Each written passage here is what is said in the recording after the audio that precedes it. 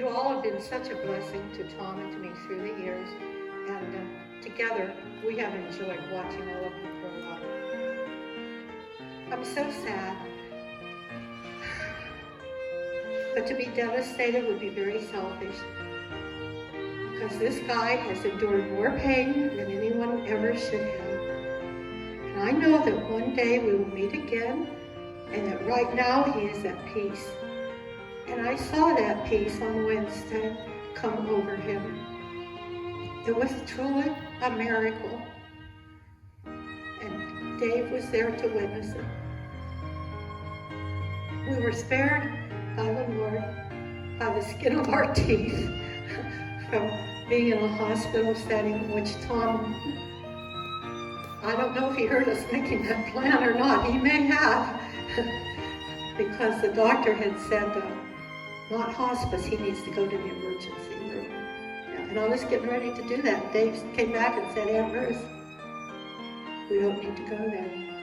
I was able to get to love on Tom a little bit more before things changed. And for that, I'm really, really thankful. I know he's in heaven with those who have gone before him. And he and I talked about dancing through heaven and walking through heaven together. And someday, I know that I will get to do that with him. Tom was a man of quiet, deep faith. I saw him share that faith when he hosted prayer line on the radio station, WCVO. Did any of you get to go to WCVO with us? Sometimes we kind of dragged you along, and he actually hosted that prayer line.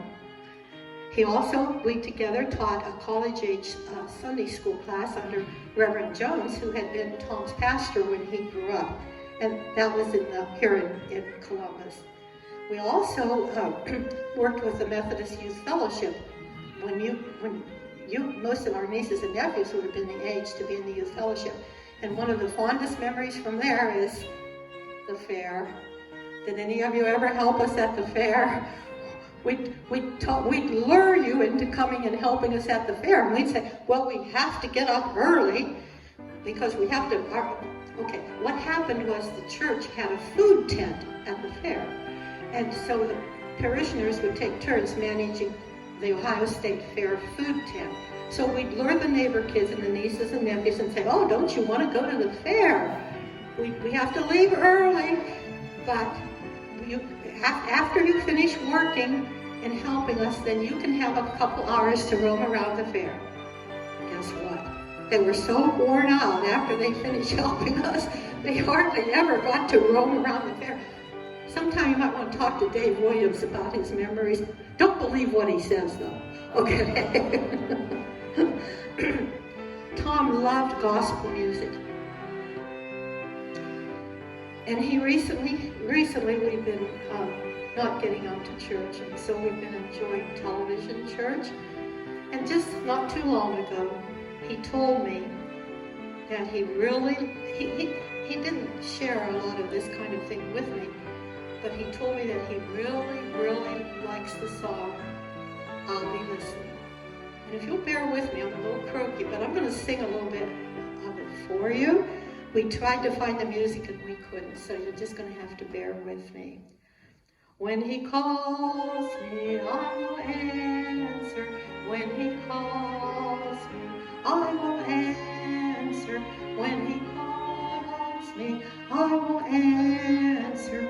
I'll be somewhere listening for my name.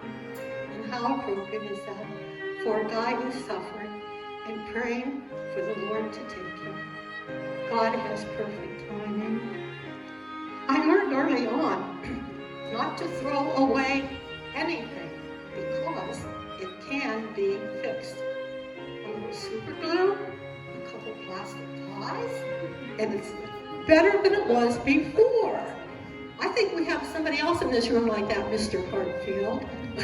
I've seen you glue things back together with monkey grip. I've seen that, Neil.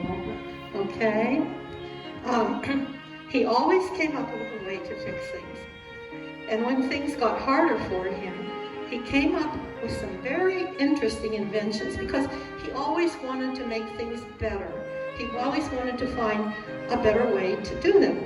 And so I've brought to share with you a couple of his inventions. I'm sorry, honey, but I just have to do this. You know, we live in a bi-level, and so he had to manage we had a chairlift, but he had to get to and from the chairlift, which until probably the last month, with some effort, he was able to do. But then when you get on the chairlift, if you have trouble lifting your feet, what do? You have your handy foot lifter that you hook onto your pant leg and use your pant leg to pull your foot up onto the chairlift. And then when you get in the car, you use this to pull the car door shut. And this is so great because he was making himself independent. And he did that. The neighbors know about some of these things, and they kept saying, you need to patent some of these things. Another one of his favorites. Some of you have seen these. So how embarrassing is it when you go out to dinner and you spill things all over your shirt? Well, we have here this handy little clip that we can put around our neck, and we can clip a napkin. And so a lot of our friends were intimidated by the napkin. But which is more intimidating, food on your shirt or a napkin? I don't know. I think it's a toss-up. You notice the picture of his tractor out there, which he was devastated when he couldn't drive his tractor anymore. It happened about last September, but he knew that it was too dangerous for him to try. He could drive it okay because he fixed it up so it was easy for him, even though he had trouble with his feet. When you're going up, just look at that picture and you will see what he invented so that he could drive his tractor using his hands rather than his feet.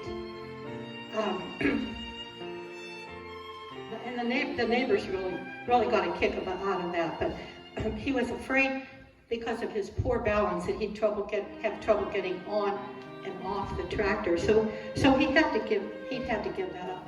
And then just the other day, I saw by his chair, there was a string. I said, Tom, why is there a string on your chair? And he said, oh, that's to reel in my neck pillow when it falls on the floor. So he had that all fixed up so he could reel his neck pillow in. I know I'm bragging on this guy, but I need to, okay?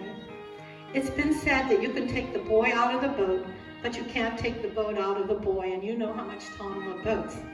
So this past summer, we spent a lot of time at Allen Creek Marina, and that's where we would sit at the boat ramp, and Tom literally with his little counter would count all the different kinds of boats. And, I mean, we would sit there for hours, and I was just happy that he wanted to be there and could be there. This summer, we spent many, many hours there at Allen Creek, and he loved trailers. Heaven forbid that I could drive past a TSC and we wouldn't stop in and see how many less trailers there were that week than the last week and how many trailers had been sold. He loved RVs, and that's why he ended up selling them. And of course, some of you were privileged to have some fun in an RV. In fact, our blended families one time took a fantastic trip up through Canada, and we had a really, Melissa remembers that, don't you? I won't tell the tale on you, Melissa. But they were just little. She was like 3 years old when we did that. Yeah.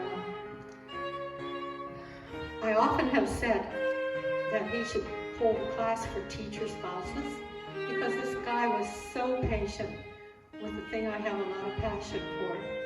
And whether it was going to Amish country to pick up some extra stickers or hauling a bag of sand in the car to take to the kids to play with, or whether it was stopping in the middle of Kroger's because somebody came up to me and said, I think you were my kindergarten teacher 25 years ago, and go on and on. And he would just patiently wait.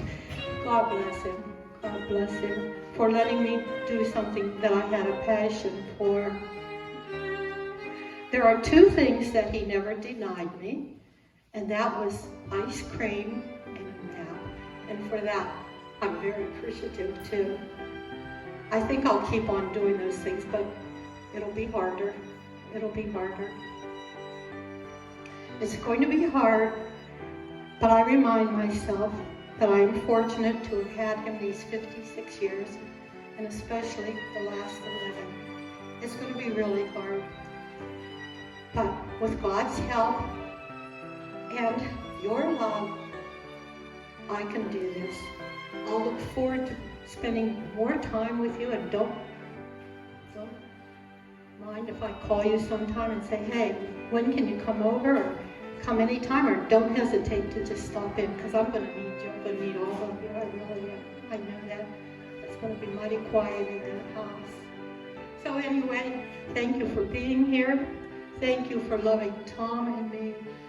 And God bless you, and I hope you have a safe trip home. I'm glad the trees are pretty. I hope you enjoyed them, especially those who have a long drive. So God bless you all. I love you very much, and I know Tom did too.